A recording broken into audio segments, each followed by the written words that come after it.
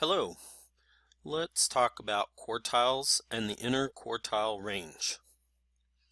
Suppose that Mitty kept track of his scores in thousands of dollars while playing Trivia Murder Party on Jackbox Games. Here I have those scores showing. I want to find the median of the scores. Of course, the first thing, as always, that we're going to do here is to establish our variables. So we're going to let, and I'll just say a capital M makes sense here. So we're going to let M sub I equal Mitty's ith score on Jackbox Games in thousands of dollars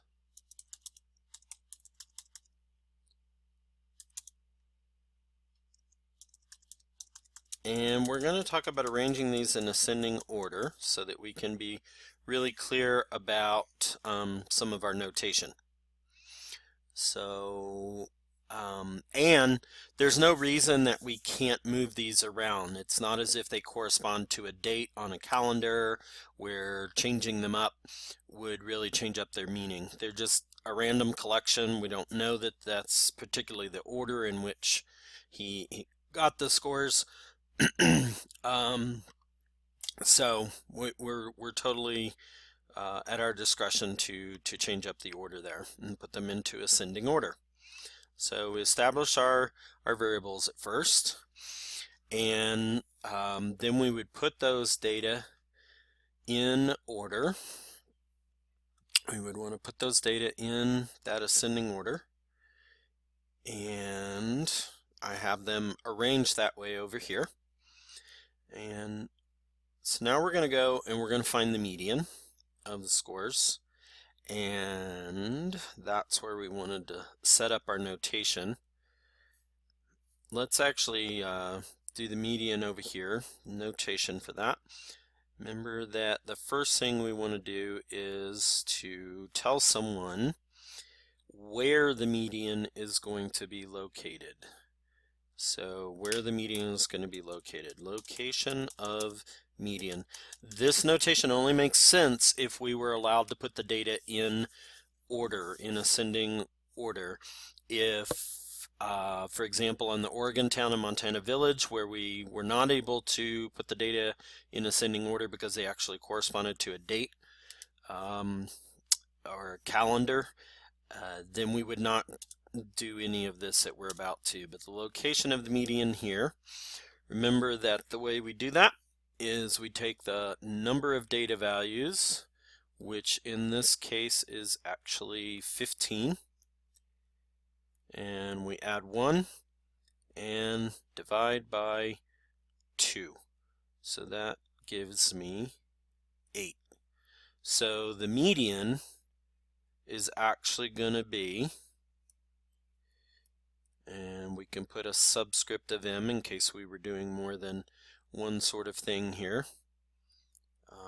Really should probably write out the whole word because this doesn't actually have a specific symbol. I think the calculator writes it as just an MED. Anyway, so it's going to be the 8th data value in our set when it's arranged in ascending order. It's coming in here. Here's 1, 2, 3, 4, 5, 6, 7, 8. So right there is our median.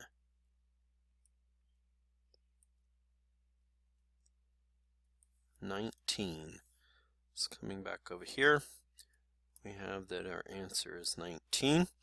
And of course we should whoop-wah that, but I need to move on and get to the bigger concepts here, the newer concepts we're trying to build to. So there's my median. What if I then wanted to find the median of each half of the data? So the data's now been kind of split in two, and I want to find the median of each half of that data. Well, it turns out that we have a little bit of an issue in this case. Since we had an odd number of data values, it turned out that the median was one of those data values. So if I'm then going to try to find the median of this first half of the data, the question becomes, do I include the median or do I not include the median? I said that backwards, but I'm not going to go back and try to change up this video just for that. So in the pink, we're saying, what if I throw out the median and just look at the numbers that came prior to the median? And in the olive there, what if we include the median? And not trying to go through all of the notation here, but if we were to go with the pink here, and go with the pink, I now have 1, 2, 3, 4, 5, 6, 7 pieces of data in that first half when I don't include the 19. And so then the middle number there would be 7. And we actually call that the first quartile. Call that the first quartile.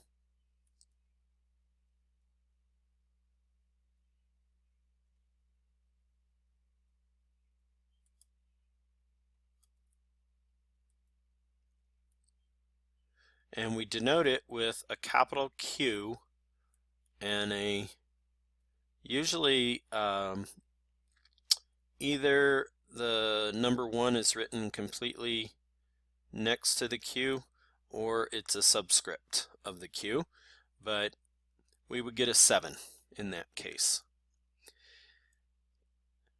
Instead, if we included the median in that half, which would be kind of weird because then it would also mean that I'm including it in this half as well. If I included it in each half, now I have 1, 2, 3, 4, 5, 6, 7, 8 data values. So the median is actually going to be the halfway point between the 4th and the 5th data value. So in that case, according to this, I would get that my first quartile is actually 9, which is the halfway point between the 7 and the 11. So which one do we do is the question. What I will tell you is, according to our textbook that we are using, they say that if you have an odd number of data values, then you are to not include the median when you are calculating those quartiles, those medians of each half of the data. So they would say in the textbook that our first quartile should be 7. We're going to take a look at some technology in just a little bit and see what they come up with, but let's go ahead and find our median of the second half of the data. Because we had an odd number of data values to begin with, we actually had the median be one of our data values. We throw that one out and then just consider what's left. That gives us 1, 2, 3, 4, 5, 6, 7 data values. So the median is going to be the 4th one right there in the middle, and we will call that the third quartile. The third quartile is 31. By the way, the median can also be thought of as the second quartile. So Q sub 2 is 19, and you might see it that way. The reason we're saying quartile is that somewhat in general, if you're breaking the data in half, if you're first breaking that data in half right here at the 19, and then you're finding the half of that half, then this is roughly 25% of the way through the data. It's not going to be exactly that. If I were to count up and do 4 divided by the 15 total values, that's not going to be 0.25. That's not going to be exactly 1/4. But conceptually, the idea, especially if you had lots and lots and lots more data values, is that that median of the first half of the data would be roughly 25% of the way through the number of data values, not 25% of the mean or 25% of the total values, but 25% of the way through the list of numbers there. And so we call it a quartile, right? A quarter of a way. So we have the first quartile, the second quartile, the third quartile, and the fourth quartile. What is a little bit weird also about that terminology is that the first quartile can be thought of as two different things. There's actually two things that you're saying when you say the first quartile. It could be the actual number for that quartile that makes the break there, which is the 7 in this case, or it could mean that set of data right there, that there's my first quartile, is that range of data there. So all of those numbers are in the first quartile. We have a little bit of an issue again about whether or not the 7 is part of the first quartile or not. And I don't have a great answer there. You would call this the second quartile. Second quartile, it's the second quarter of the data is there. And the third quartile and the fourth quartile right there. So you're kind of breaking it into 25% and seeing how that goes. Let's take a quick look over here at both the graphing calculator and Google Sheets. So I have already gone in and entered my data. I entered it the way that it was given to me originally, but remember I can do stat and nope, it's under list, right? Second in list, and I can sort ascending, number 1. Mine is in list 1. So there we go. It's done. Now I go look at my list, and there it is. It's all sorted for me. I didn't need to actually sort it for it to calculate things, but it's nice. I'm going to go to stat, one variable stats. I'm going to do list 1 and calculate.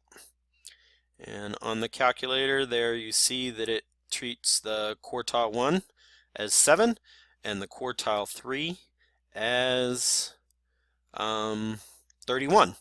So it is doing things the way the textbook did, in that it is throwing out that median before it calculates the medians of the first and second half of the data if there's an odd amount of data values. If I come in here and look at Google Sheets, there actually is a command. You can hit equals and you start typing quarter, and you have a lot of different choices here. Value nearest to a specific quartile of a data set exclusive of 0 and 4. Not quite sure what that means. I'm just going to go with this regular quartile here. Go grab all of my data, and then what you need to do is put a comma and tell it which quartile you want. I'm going to go for the first quartile. So closing that off, I get 9. 9, if you remember, is the answer we would have gotten here if we had included the median. So Google Sheets is not actually following what our textbook says, and so you can't use Google Sheets for finding your quartiles except to have it put everything in order for you and make it easier for you to count it out. But you need to be following the rules of our textbook for your quartiles.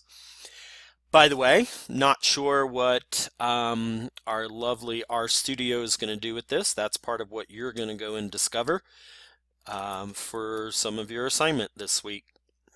But that is how it works for the graphing calculator and for Google Sheets, and that is the concept of quartiles.